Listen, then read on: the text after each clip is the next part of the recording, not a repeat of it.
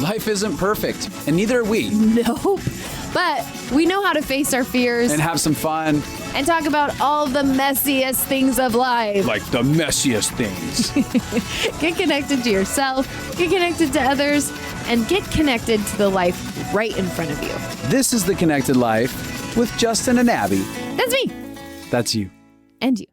Hey, Connected Life peeps. It's Justin here, and we have a special guest for you today. We do. And we're going to get into that special guest in a second. But I wanted to start off with a story of how we got here tonight. Oh no!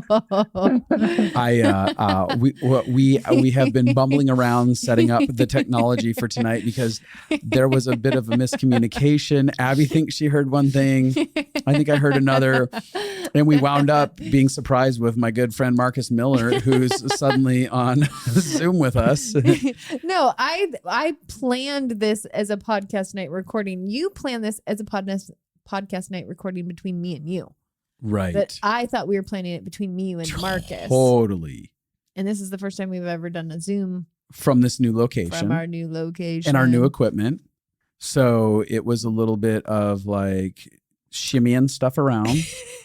Did you love that? I did love that. Did you love it so much? One of the beautiful gifts about being married to Abby is the adventure. Like if you've ever wanted to partake in an adventure, marry an Abby.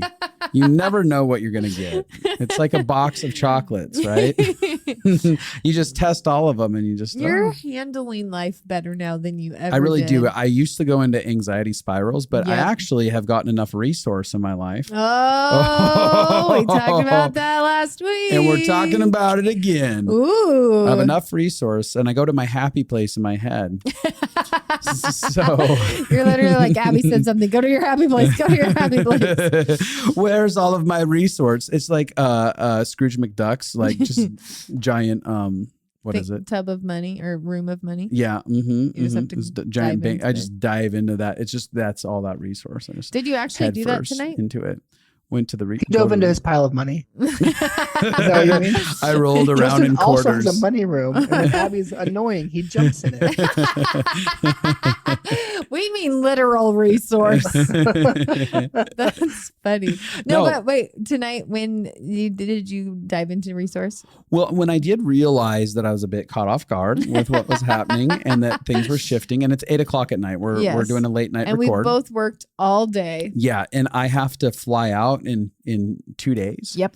And we have a major event that I have to speak at in the morning, then fly out and speak at another event. It's like everything's kind of crazy right now. Mm-hmm. And we had a wonderful person drop in who's hanging out with us, staying for the week. Yep. And so I was having a conversation with them. I could feel like levels of anxiety rising. Being like, I don't know how I'm going to do it all. And then I got thrown this curveball and added into it. But here's where I'm going with this. You said that we're recording with Marcus. And I was like... I went to all my happy moments with Marcus. Oh, yeah, it's true. And I was like, but I love Marcus. He makes everything better. So basically what you're saying is I can make as many screw-ups as I want in marriage if Marcus is on the other end. That sounded worse than I meant it. That sounded awkward. Yeah. Yep.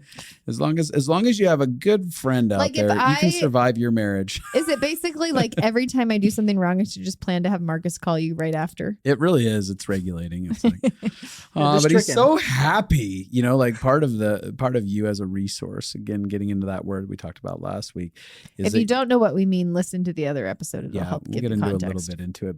But anytime Marcus just like, I think of his laughter and the way, because when Marcus is stressed out, he goes into like crazy laughter, and it's the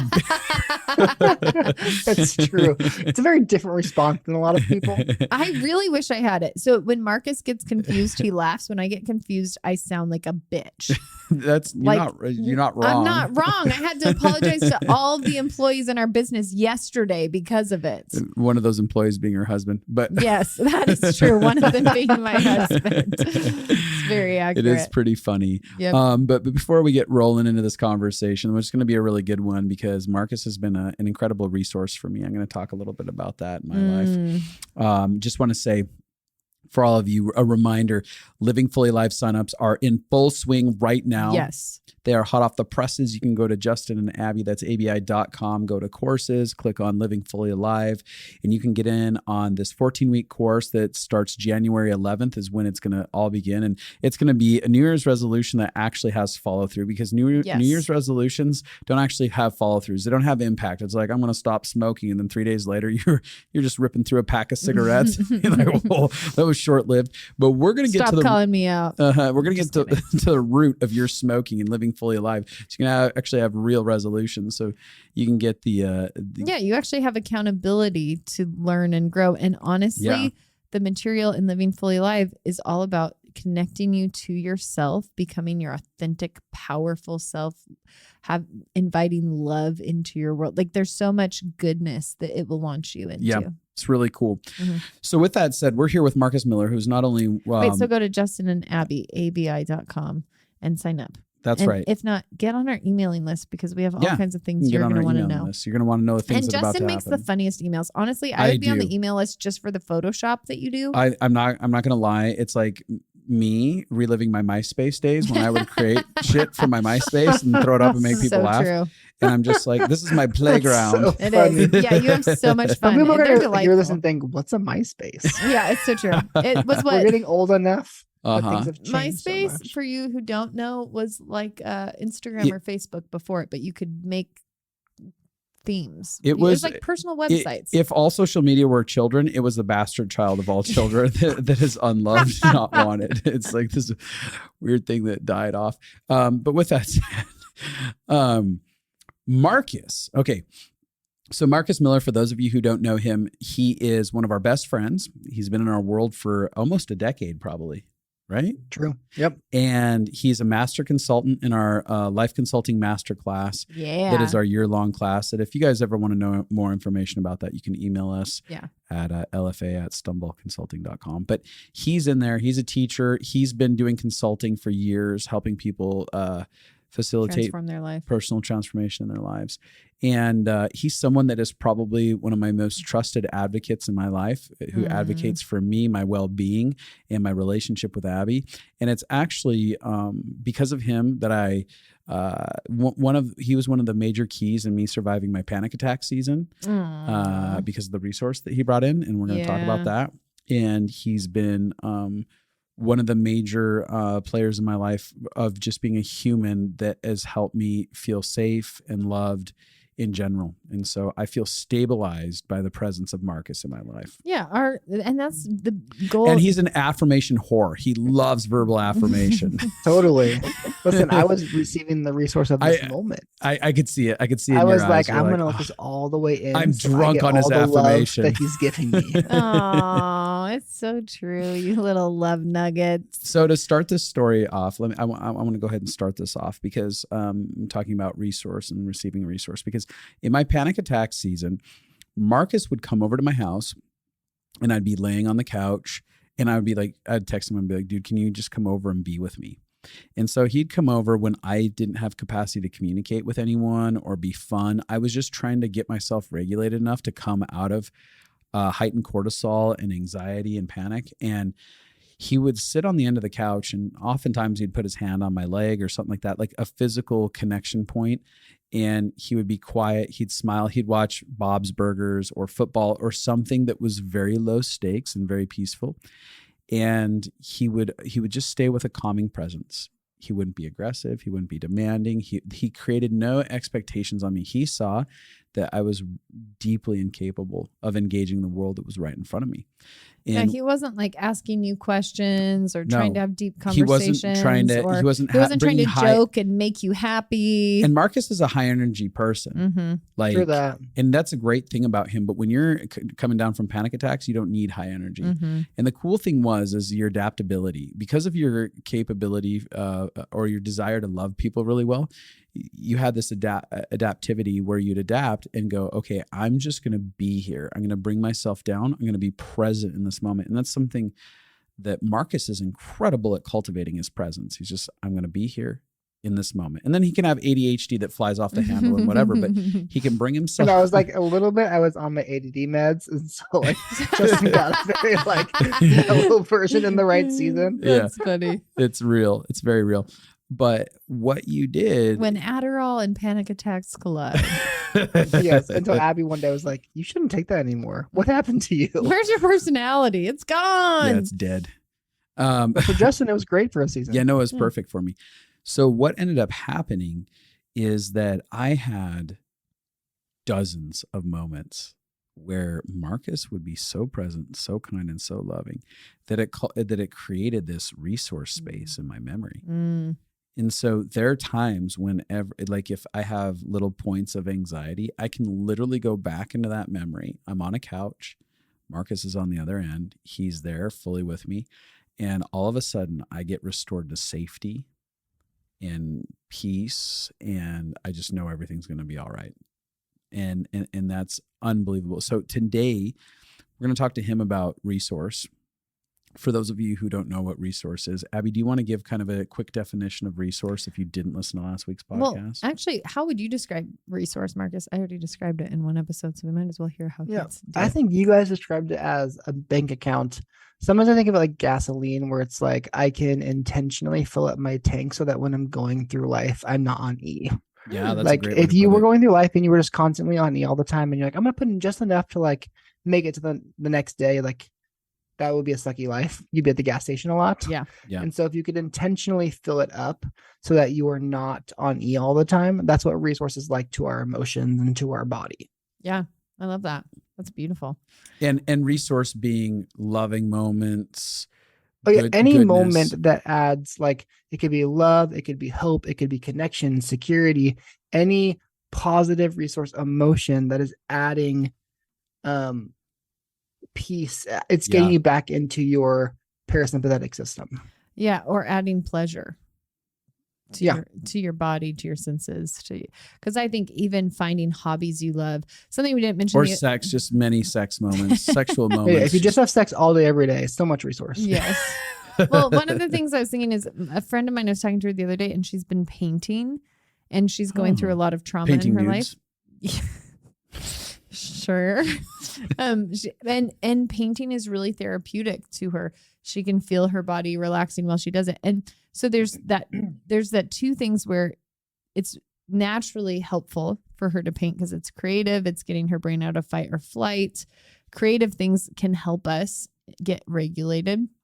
But now if she actually focuses on what am I feeling while I'm painting? How good does this feel? What does my body feel like now after I've been painting? And how is that different than how it felt before? That awareness can take something that's regulating and multiply it to be even more of a resource. I would say awareness multiplies resource. That's good. Yeah. Marcus, why don't you talk to us just before we get into the holidays? This is an episode we're going to talk about the holidays, but why don't you just talk to us about learning about the concept of resource and how you have implemented that in your world? Yeah. Well, honestly, it's really helpful. So I learned about it. I started meeting with a somatic therapist. Mm-hmm. And if you're out there and you don't know what that means, somatic is just intentionally focusing on the body and your body experiencing emotions and your body experiencing trauma and being aware of that. Mm-hmm. And we would practice. A big one that he would have me practice is he calls it experiential joy or experiential love or kind of experiential resource moments. Mm-hmm. And so he would have me, like, part of my homework was to every day have a moment where when I'm experiencing a positive emotion. So it could be like, I'm driving in the car and my favorite song comes on and all of a sudden there's this hit of like, oh my gosh, like this is so fun. Instead of just moving past it, engaging, I can feel that I actually am experiencing joy and I'm going to intentionally engage with this emotion of joy. Yeah. I'm going to connect to what it feels like. So, I'm driving and I feel like my heart's beating faster and it feels fun and I feel excited.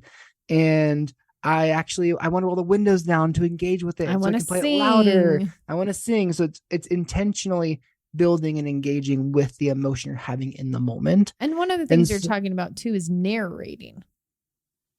Yeah, totally. which is something that I do a lot. Internal narration where you're Internal actually like, this is narration. what's happening. And Yeah, actually saying, I'm feeling joy. Yeah, I'm I do that. excited this song is on. Because we have 100 million gajillion. I'm just kidding. That's not accurate. But we have so many thoughts every day. right. And a lot of them subconscious and a lot of them negative. So the actual calling attention in our mind to a positive experience. Because there's so many of those thoughts that are, I hate life. This isn't fun. I don't like this person. This is stupid. I'm so frustrated. And we get on these like cyclical loops inside of our heads where we're hearing our own voice talk back to us about the terribleness of life. Yeah, totally. And I think like we're living these like horrible moments all day long in our heads. And so positive resources, I'm going to stop on this positive moment and I'm going to live that one longer. I'm going to linger. My body's been living those moments all day. Yep. I want it to get to live this moment of joy or hope or pleasure or peace. Which, if you think about it, this is what kids do so much better than adults. Is like adults can be stressed all day. It can be like something that goes from thing to thing to thing to thing to thing. Kids are so good at fully engaging with their body and their mind play or a new exciting thing and letting them lose themselves to that moment of joy, that excitement, it's true. that Full-blown wonder.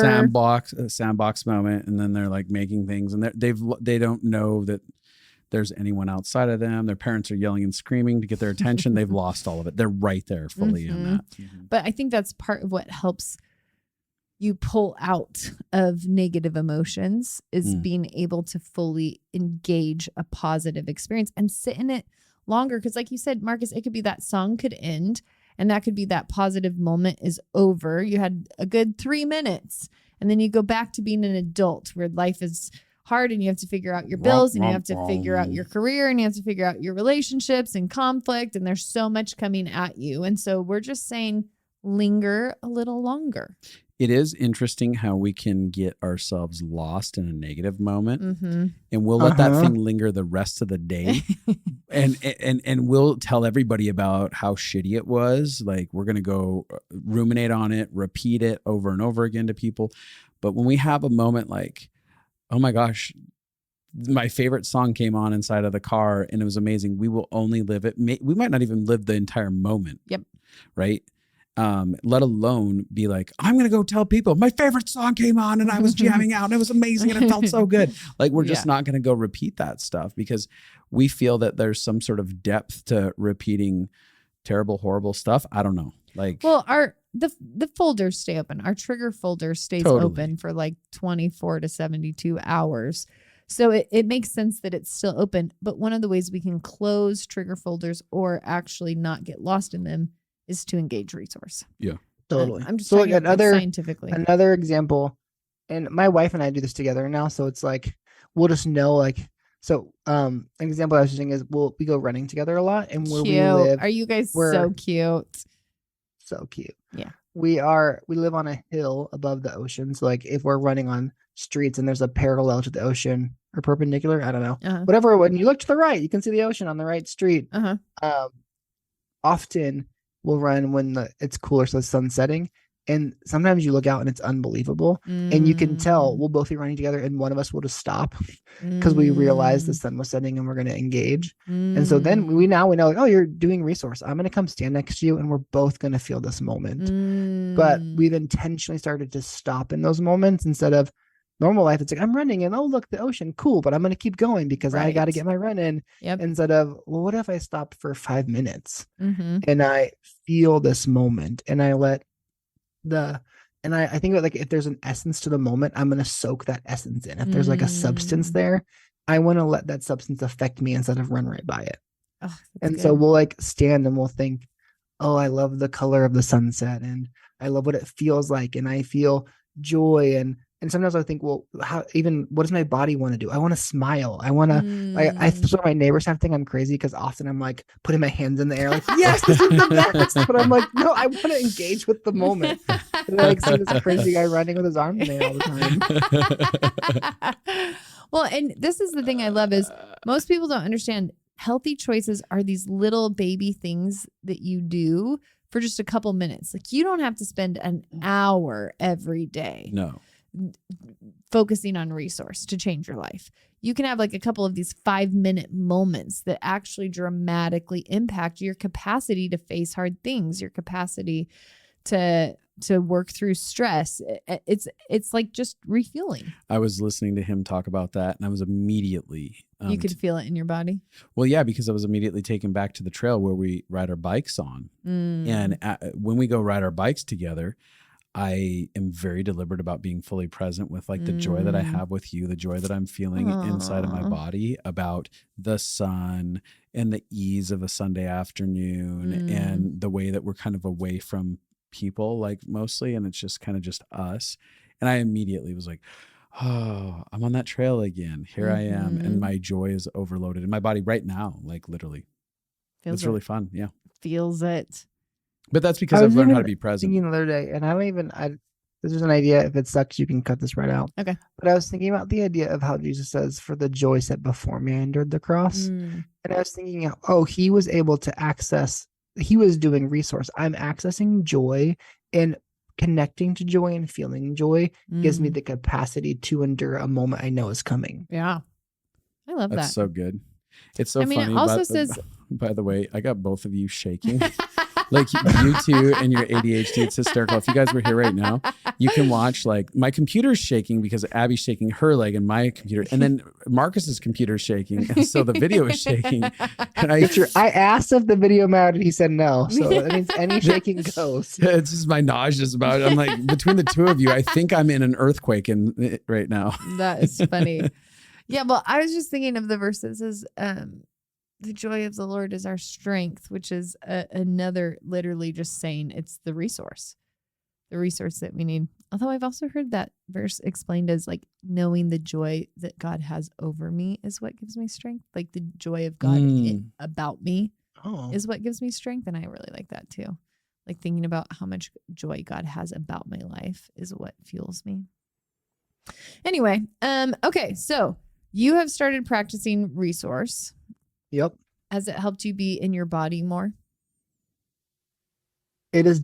Well, yes, for sure. It's also helped me, which these go together. It helps me regulate a lot. I feel what less. What does that mean to you?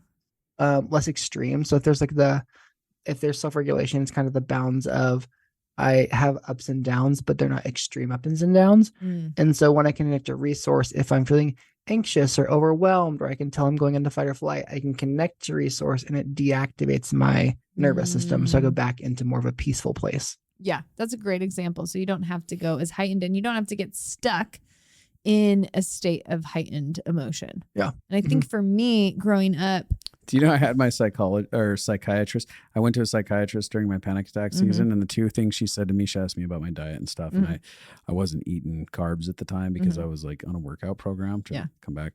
And the two things she goes, eat a fucking carb. This is out of the psychiatrist's mouth. I swear to God. And then she goes, and just learn how to breathe. So helpful. She's like, go regulate yourself with some sugar and some breath work, for the love of God. And take some GABA. Yeah.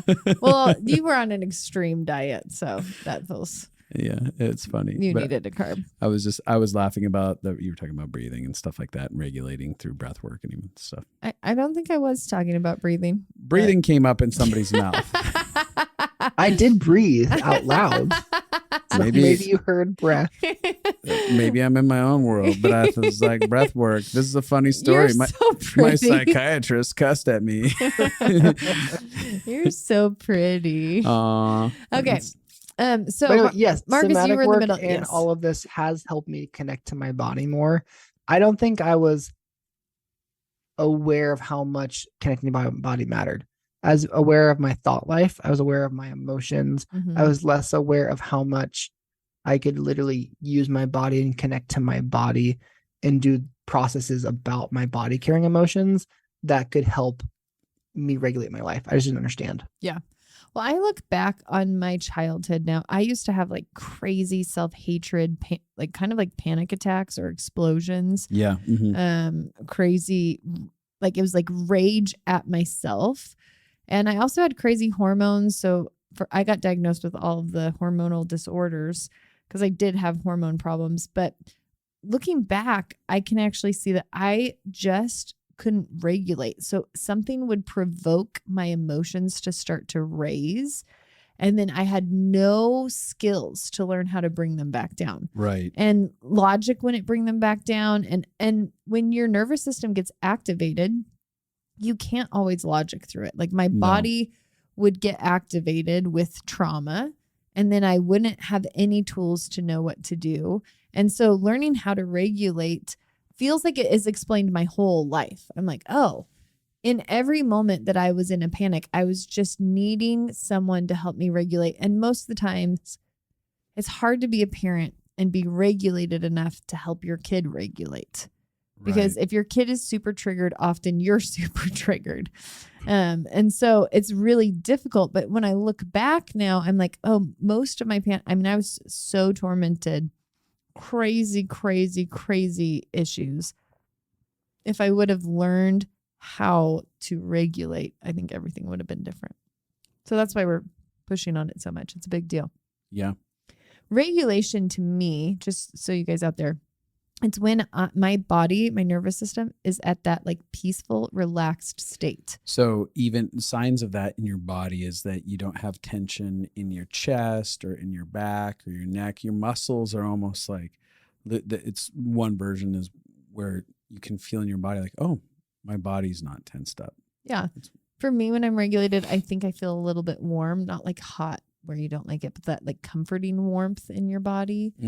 Or like that slightly relaxed, kind of heavy, but not heavy. Like I feel heavy, but like just that slight relaxed. I think another word is I don't feel on guard. Yeah. When I feel regulated, I'm like, oh, everything's okay. Hypervigilance is down. Yeah. I was thinking it feels kind of like my chest or like my heart feels open.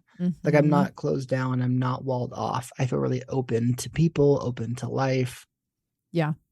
I think the other thing, so you can either be dysregulated because you're high anxiety or panic or anger. And then you can also be dysregulated if you're like stuck in freeze, and you're low energy. So I used to also do that where I would be like super depressed and lay in bed all day because I couldn't get out of the pit. I felt like I was walking through quicksand. I felt like I was drowning. I felt like I just wanted to be the most still I could be. And so being regulated for me is having enough energy that I feel excited about life or motivated or engaged. That's a good word. But enough peace that I feel relaxed and calm. And so it's like that middle ground that we're balance. Totally. Balance. The B word. Yeah. And that's what really a lot of like this work is, being able to find things that can activate if you're feeling depressed, numb, disconnected. So it helps activate. So bring you up out of that. And then if you're on the other spectrum where you're more like, oh, I feel panic, I feel anxiety, I feel overwhelmed, it can help deactivate to bring that down. And self-regulation is being able to have the capacity to activate and deactivate when you need to based upon where your emotions are at. Yeah. And the cool thing is you can actually learn how to do this. You can learn how to do this. You can learn what to do with your emotions, and you can learn how to move with your emotions and through them and not have them bully you your whole life. Yeah. So, okay. Well, with that, we're coming up on the holidays, and this is all kind of we're building towards the conversation around the holidays, because right now, this is where people get most dysregulated. This is a place where anxiety sets in, avoidance kicks in, aggression kicks in. It's all of everything starts firing. Your nervous system starts malfunctioning, and you're like, I'm alone. One of my family members died. I have to be stuck around family I don't like. It's like every single worst case scenario happens, and you're all of a sudden being pummeled, and you it's easy to potentially lose sight of yourself around the holidays. And one of the things that happens for a lot of people is that I was talking about this the other day. I don't know if you remember this, but there is such a almost fracture between who someone is in the holidays and who they actually are in normal life, and it especially comes out within family systems. Oh yeah. So you get an entirely alternate human being. I'm you don't like know cool, that like, calm, and collected in my life. I'm like powerful and I can handle it. And then I get around family and I'm like the youngest child again. Absolutely. Not me. I'm just saying that's an example. Yeah. And full blown meltdowns start happening. And that might be an episode or like you're like really kind to everybody and you get back to your house and you're like a bossy biatch. Yeah, completely. And an alternate human being. It's like the Hulk versus Bruce Banner all of a sudden. And you also have an experience where your family or that group of people that you get around doesn't actually really know the real you. Sure. And oftentimes you feel like out of sorts. You're like, I can never show up. Every time I go back around, I'm just my old self when I was a kid, or I get put in these boxes and I don't know why I show up that way, and I'm fine. And everyone loves me outside of my family. My family, my extended family, they hate me. They hate my guts. So there's this alternative thing that like happens when you actually begin to get connected to resource, which is part of what we're talking about today. You can bring that in to the holiday season, and you can begin to have your actual self begin to flourish. Like you'll be able to see your authentic self when you can get yourself regulated. Yeah. So Marcus, let's chat about ways that you allow the holidays to be a resource for you and ways that you engage that. Totally. I literally think this came up because Abby and I were talking on the phone and I was telling her, I think that Christmas is like 2 months of resource for me. From November to January 1st, I just feel resource all the time. Yeah. So there are honestly so many areas for me where I feel it. And it's funny because I was thinking today, I was like, it's not because my family was the best at holidays. I'm like, actually, my family fought a lot at holidays. But there are the moments that I had, both growing up and that I've created an adult life, that have become resource for me. So it's good to say, like, you didn't have a perfect childhood. I think we don't have to have had all of our experiences be great to create resources. Totally. Yeah. Yeah. So one I was thinking of is like, and I'm just going to give some examples of what it's like and how I engage with them to intentionally feel that. One is, so my grandma loved making Christmas cookies, like extreme, where it'd be like, there'd be one day you could make cookies and it's enough for like 2 months of cookies. But it was an entire day where we'd go to her house and there were these old like tins, and there were boxes of tins, and she'd turn on old like Frank Sinatra and those kind of older Christmas songs, and we would listen to them, and we'd jump around in the kitchen and make cookies and try the dough. And it was a whole day of doing Christmas things with grandma. And so I loved it as a kid, so I can engage in that feeling as a kid, what it felt like. I felt the joy, I felt the excitement, I felt the fun, the pleasure of what it was like as a kid in those moments. And as an adult now, one of my favorite music genres is that style of like old jazz music. And partly it's because my grandma would listen to it all the time. If you were around grandma, that's what you listened to. And so it has that nostalgia for me. And so sometimes I think partly why I like jazz music in general is because it feels like Christmas, but all year round. Like I get to have the feeling of the like whimsy and childlikeness of Christmas anytime I want. Yeah. And so I do that now. Like, it's not necessarily cookies, but Bree and I will do like Christmas things to get ready for the season.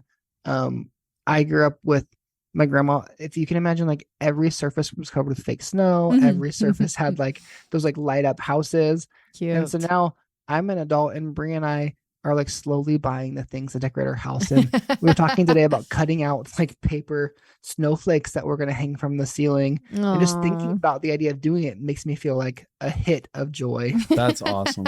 Because I know we're going to sit down together and we're going to turn on that old Christmas music, and I'm going to feel what it felt like as a kid with my grandma. And I, with my wife and our new baby, are going to probably dance around the living room. And we're going to make these snowflakes, and we're going to laugh and connect. And I can feel the feelings of what the joy is like internally. It's like warmth in my chest. And we're going to turn on the fireplace, and we're going to have probably hot cider.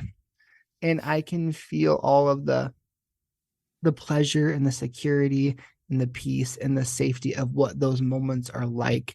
And so I get to relive that over and over and over. Yeah. That's it's a great, what you're talking about is purposefully engaging joy and feel good moments. Yeah.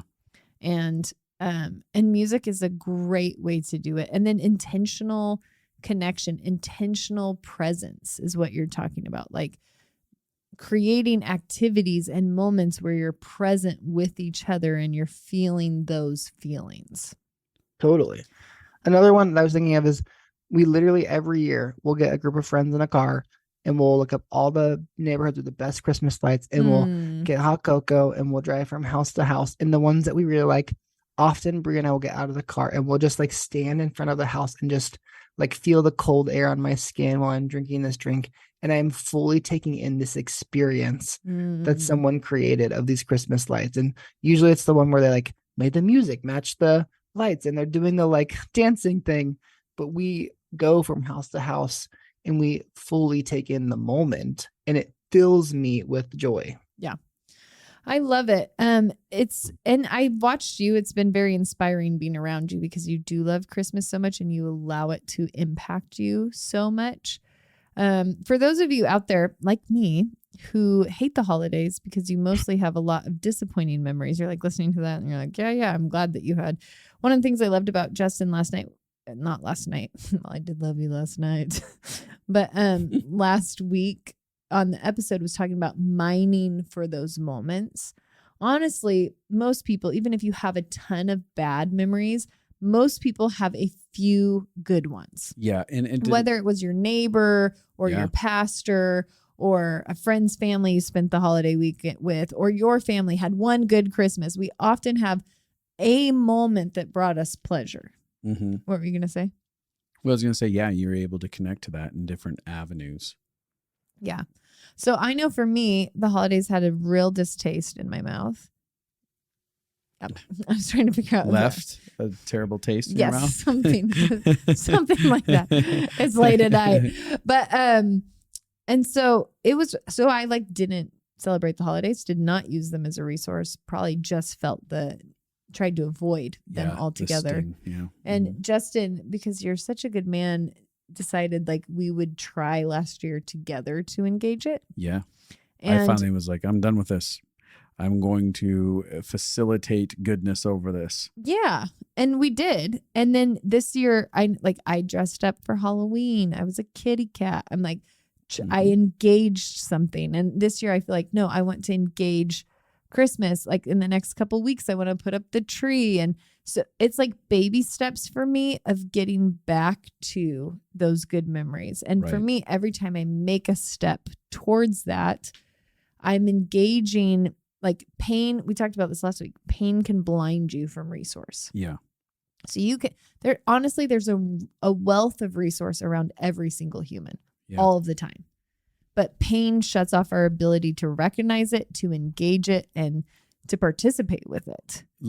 Let me just say, there may be some of you that legitimately, when it comes to the holidays, there's just no good memories. Maybe it was just a really abusive childhood. Okay, even in these worst case scenarios, something that we're talking about is creating our resource, right? It's not just totally. It's not just creating resource in everyday life. It's about like, oh, how about you take your resource that you have, the good things that you've found in your life, bring it into a holiday season, and begin to create a new resource, a new holiday moment. Right? Where all of a sudden you're like, that was the first good Christmas my entire life. I felt at peace and connected to myself. I felt connected to people. I surrounded myself with circumstances that were full of love and joy and generosity. And all of a sudden you start building a pattern of resource that envelops all your future situations. It really can. Yeah. Yeah. So I think even that, like a lot of the ones that I was thinking about, this is adult life things like often we'll do mega better on Christmas time because we think it's so fun to sleep in the room with the Christmas tree. So we'll do a couple You'll of do days mega bed, is that what you called it? Yeah. Where you build so mega bed. We'll literally take our bed from our bedroom and we'll bring it into the living room and we'll sleep for like a weekend on this bed in the living room watching movies next to the Christmas tree, because it just feels like a fun way to engage with the like magic. Childlike wonder about what Christmas is. Mm-hmm. And should do that this year. So I feel like often there are now moments of resource of holidays for me that are, Brie and I got married and we decided what do we want it to look like for us. Yeah, that's really good. You know what's funny? As I felt as we were talking about this, I was like, oh, I have trauma around the first Christmas when we launched the first LFA. 'Cause I was working so hard and I missed Christmas trying to make that launch. And I was thinking inside of myself, how do I repair that moment? And then especially like proactively make up for it this year. It was just like, it ran through my head right now. I was like, oh, I'm going to do some really, because we've had the last couple of Christmases have been really cool. There's been some really cool times where we've gone and got to love on people and create special moments, giving out financial gifts and stuff like that. And that's been helpful. But what were you saying? Did you ask what's repair or let's repair? Yeah, I said, let's repair. Yeah. Let's repair and make better. Do you have any other examples, Marcus, of resource for the holidays? Yeah, I never grew up cutting down a tree. My parents always had a fig tree. But when I lived in Reading, you could literally go into the forest and cut down your tree. Mm-hmm. And so it became a thing for me for years that we get a group of friends and we'd get like all our winter clothes because Reading is still hot at this time sometimes. And we would go into the forest and it'd be snowing and we'd bring drinks and we would cut down trees. And that was something new. I had never done it before, but it created this experience where, okay, we're going to like, you also lose service. So we'd make playlists ahead of time. So like, we're going to download this playlist that the whole time we get like the Christmas songs that feel like festive to us. And we're going to drive around the forest and look at the trees and go from tree to tree, like running through the snow and imagining which one will look the best in my living room. Aww. And so we would do it year after year. And now when I look back, I'm like, oh, that's a resource for me. I can feel the feelings of delight. Like a kid, I felt like running through the snow, trying to figure out what's going to be the tree that's going to be in my house this year. Now, tell me this. How do you balance your excitement for this resource moment with like, what if things don't go right? And things like, because I know a lot of people are like, well, I get my hopes up and then what if somebody cancels or like, how do you create resource in a world where you're out of control? Yeah, well, I also think that I'm allowed to have disappointment. So I guess I'm like, I have resource and I have disappointment and I get to do both of those. Because I think a lot of people could easily listen to this and be like, oh, I found my magic Band-Aid. I will just like destroy all disappointment. So excited about doing a tree cutting thing and then somebody will ruin it and then I'll hate everyone. No, but then they'll use the magic Band-Aid of like throwing resource in its face and just be like, there, it's gone. Disappointment, resource goodbye. and denial are not the same thing. I had denial a lot of my life. That's so which good. Was I will ignore all of the hard things and just think everything's happy. Mm-hmm. That is not the same as I will take moments where I actually feel genuine joy or a moment where I feel genuine hope or peace or love. And I'm going to let that moment affect me. Those feel different. Right. And allow yourself to have disappointment and not use resource to just cover it over. But then I experience my grief, my disappointment, and I use resource as a way to walk me through that. And if you're having resource every day, so I think what happens is when we get desperate and we put all of our hope into one basket. So like, it's like everything about life is hard right now, but I am going to go make cookies on Saturday night. And then like everybody gets sick and you can't make cookies. Or then it becomes because you've put such high stakes on that moment being the one thing that fulfills you, being the one thing that makes you happy. And I see this happen with holidays a lot. People put a lot of expectations on certain events or things, and that they're very disappointing because people are people.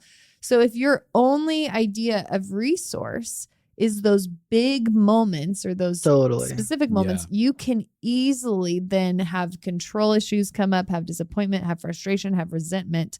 Instead of, if you're looking for those joy moments every day, you're like, well, if the cookies don't turn out, that's not my only access to resource. If the cookies don't turn out, that's not the only way I'm going to feel full this holiday season. I think also to add, the way that we approach moments of life, like the cookies don't turn out, it doesn't have to be a moment that destroyed resource. It can be like, oh, the fun that we had making it and trying to make it and it didn't work. And then how everybody turned into like a cookie dough fight and throwing stuff or something like evolved out of it. And it wasn't the way we expected, but we allowed ourselves to approach life in the way that a lot more things can become resource. Like if I approach things through a way where I don't have to control everything, it actually can evolve into really beautiful scenarios that pay off more than if I'd controlled it into being like, it was the perfect moment I created so I could have this resourceful moment. Mm-hmm. Totally. Honestly, trying to create resource moments will probably backfire. Right. It's more about being present with like, Yeah. Yeah. But engaging Yeah. life, like I'm going to engage Christmas, which is me Right. just taking a step towards resource. But I'm not going to imagine that the day when we decorate the tree doesn't have to be the most magical feeling day. right. It may or it may not. But if I'm enjoying resource every day. But I'll fully engage it. Yep. I'll fully engage it. And again, that's a big thing. A lot of people do not choose to fully engage the moments that are right in front of them. And you're going to create ample amounts of resource the more that you choose to engage each moment that comes in front of you. I think disappointment is an emotion that a lot of people feel around the holidays. That is a very strong emotion. Because there's such high expectations. This is the one time I see my whole family the whole year. This is the one time we're all together. There's a lot of pressure on yourself to be all perfect too. Mm-hmm. And a lot of pressure. A lot of pressure that you need all of your extended family to be so great. Or you need it to be magical because it's the one shot you've got. And I think anything that involves presence can have high expectations, or you can have a lot of disappointments. Like I've felt that around birthdays and Christmas, where I try to figure out how to have to not put all of my expectations in other people in a way that can distract me. Destroy you? Yeah. And this is where even what we're talking about, I think when I can connect to resource in the moments when it's happening, then I can handle disappointment. Yep. I can actually, it's okay to be disappointed. It's okay when something doesn't work out. It actually feels more devastating when I don't have any access to moments of hope or joy or contentment. And so really what we're doing is we're creating a capacity to go through the ups and downs in life. That's what this is for, because there will be disappointments. There will be moments where you try something, it doesn't work out. There'll be moments where you buy someone a gift because you think it's the coolest thing ever and they don't even like it. Totally. And that's just part of life. Yep. But when you have moments of resources you can connect to, then you can go through those moments and they're not devastating. You know that you're going to come back up. You're like, well, this is sad, but I know I will pop back up because there'll be something that I feel joy with. That's why I love the practice that your counselor had you do, which was every day finding a moment of experiential joy, because we can pop up. And I know people, I mean, when we're triggered, we have in our brain, we go into confirmation bias. So if something's disappointing, our brain collects all of the things that were disappointing from that whole holiday. And then also all the things that are disappointing from our whole family and our whole childhood and our whole life. And suddenly we are in a dark, dark place. And so consciously finding, and I know for me, like I was explaining today, you can learn yourself and learn the things that help you regulate. So I know for me, having somebody tell me that they love me, having somebody hold me, being able to vent about what's going on, being able to be understood, breathing, ice baths, body movement, prayer, worship. Like I have a list of things. The sun regulates me a lot.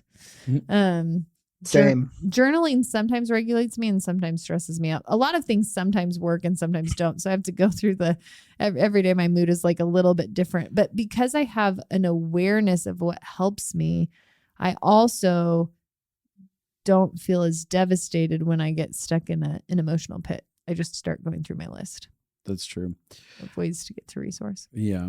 I was thinking about experiential joy. I have our friend Courtney, she always comes down, like she has her office in her office space, and she'll be like, hey, and she'll come talk to me, and she'll always put her hand on top of my head and just be like, just kind of like touch my bald head. But all of a sudden I'll be like, and I just kind of melt and I'm falling asleep right now.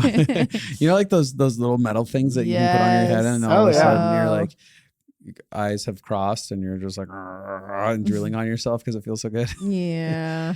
But that's one of those where like she'll do that and I'm just like everything's okay. And I allow myself that happened today. when she had a quick second in between one of her meetings, and she was like, "Hey, what's going on? Just stop down and say hi." And I was just like, I am so taking this in right now and just let myself be there in the experiential joy of that. And let everything like, and it was only, the reason I'm saying this is it was only like 30 seconds to a minute. Mm-hmm. It was just a quick like, "Hey, what's up?" And I was there. I stopped, like my brain was running on major business stuff that I was doing. And I was like, I am now going to put this stuff on the shelf for as long as this moment is here. And it was like 30 seconds to a minute. And I was like, you never would have done years ago. No, I wouldn't have. I would have been like, "Don't touch me. I don't like being touched. Get out of here. I'm busy right now." That's exactly what you did for me for the first, how many years have we been married?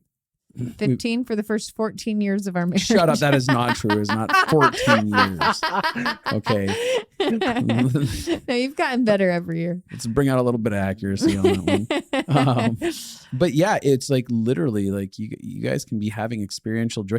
The other day I picked up like an almond butter cup, dark chocolate almond butter cup. And I was just eating it. It was one tiny one. It was really quick, but I stopped for the whole like 30 seconds. I was chewing on that and I was like, "This is amazing. This buttercup is the best thing on the face of the planet." And like my happy sensors were going off. Yeah. And I was just like, oh, I was able to tap into that again and be like, "Oh, that was delicious." Well, I was actually just thinking about this because I was thinking about an experience I had with a friend and they were eating a meal that was really good. And they were like, "Man, life is just so good.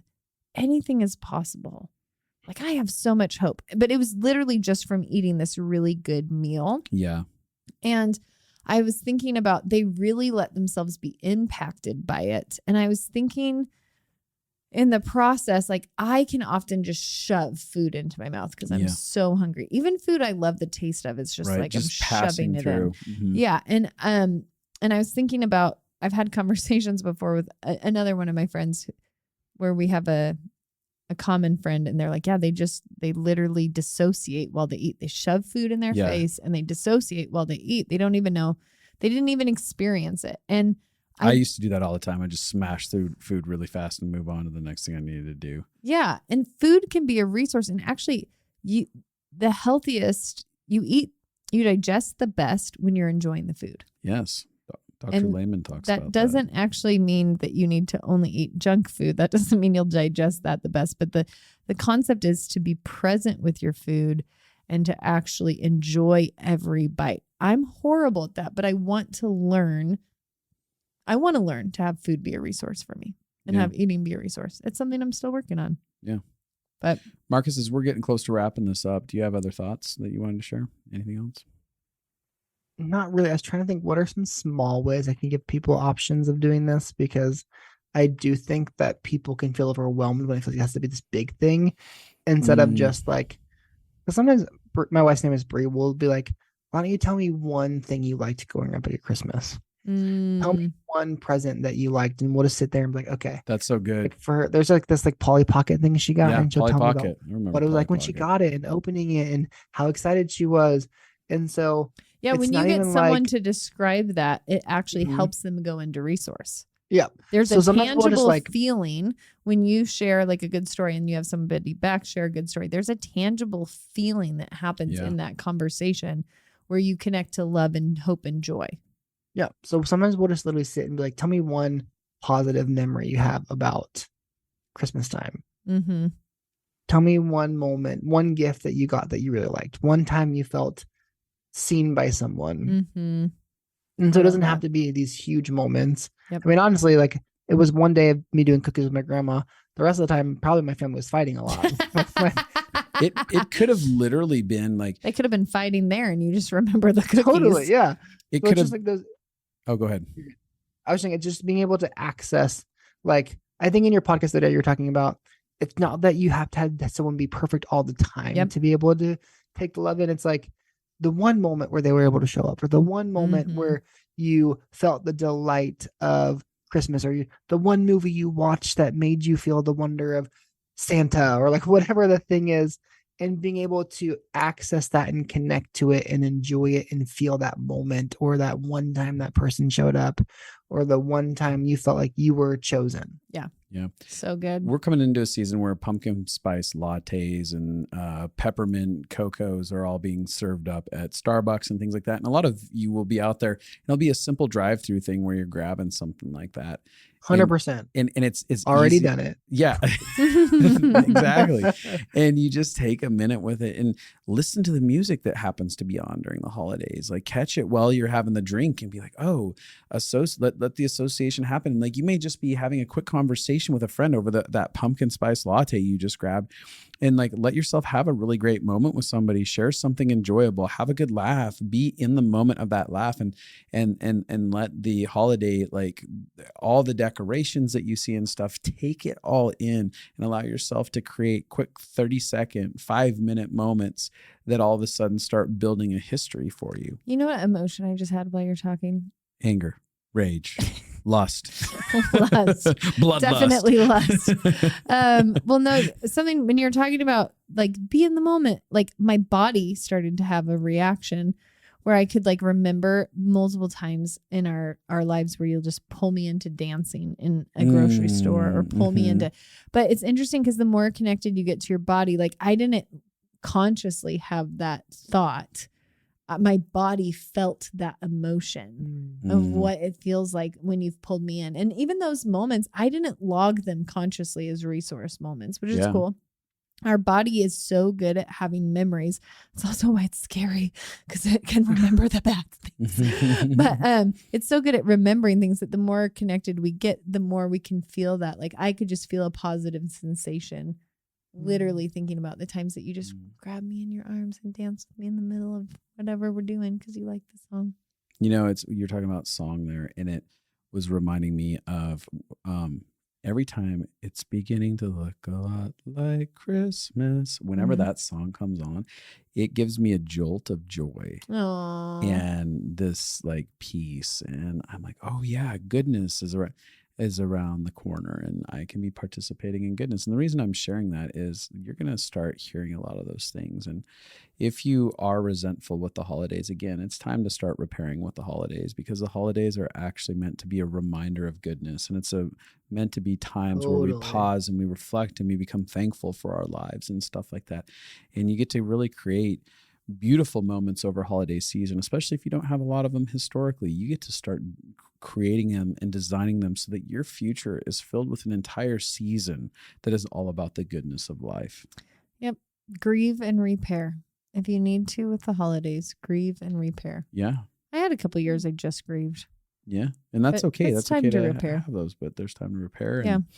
Totally. If you're listening, we're talking a lot about how humans work and how our brains work and our bodies work. That's one of the reasons I love Living Fully Alive so much, is it really helps you understand some of the core human dynamics that you need to know in order to process through pain, understand yourself, get on your own team, be powerful. There's so much stuff. We pack so many concepts into 4 months. People say it's life transforming, and they love it. They do it multiple years in a row because they like it so much. And this season, bring friends and family along with you on it, and let it be the something best. It's like, oh yeah, I remember that year. Like I want to be closer to my friends, and I want them to be less of a-holes.